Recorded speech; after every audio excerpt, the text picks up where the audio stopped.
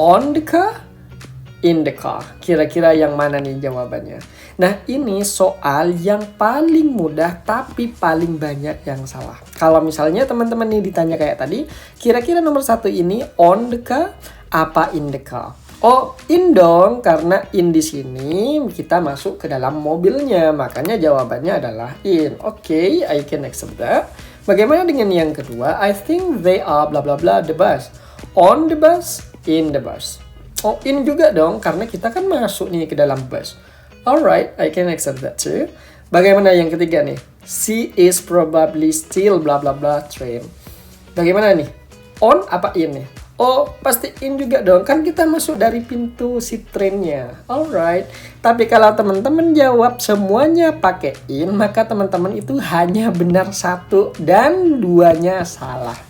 Kenapa? Karena banyak dari kita yang belum paham apa sih penggunaannya in dan on yang ada di sini. Gitu. Oke, yang pertama nih misalnya.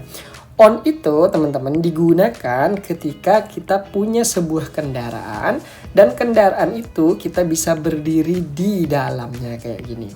Itu pakai on. Jadi on the bus, on bla bla bla, on bla bla bla. Tapi tidak dengan mobil. Kenapa? Karena di dalam mobil itu kecil kayak gini. Kecil kan? Bisa nggak kita berdiri di dalam mobil? Nggak bisa. Makanya karena di sini mobil kita nggak bisa berdiri di dalamnya, kita menggunakan in. Maka on jelas salah. Fix ya. Yang kedua pun juga sama. I think they are bla bla bla the bus. Lihat, bus itu kan gede nih kayak gini. Kita bisa dong berdiri di dalamnya kayak gini, dan sudah sering kalau di Indonesia ya. Maka kita pakainya on the bus karena kita bisa berdiri di dalam bus.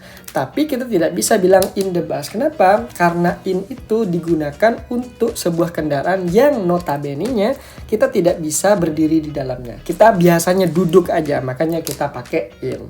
Loh, bus kan juga bisa duduk dan bisa berdiri. That's the point. Kalau kita masih bisa berdiri di dalam bus, maka kita pakai on. Tapi kalau kita benar-benar gak bisa nih, gak bisa berdiri di situ, duduk doang, maka kita pakainya in. Maka nomor 2 itu adalah alpha, sementara Bravo itu tidak bisa kita jadikan opsi. Gitu ya. Lalu bagaimana nih dengan yang nomor 3? She is probably still bla bla bla the train. Train itu merupakan sebuah kendaraan yang panjang kan, kayak gini, transportasi yang panjang, dan kita bisa kok berdiri di dalamnya kayak gini. Nah, maka kalau kita masih bisa berdiri di dalamnya, maka teman-teman itu pakai on, tidak pakai in. In khusus sebuah kendaraan yang dia hanya bisa diduduki aja. Maka tidak boleh kita pakai in di sini. Lah kan di dalam kereta kita juga bisa berduduk. Iya, tapi dia punya kelebihan. Kelebihannya dia juga bisa berdiri.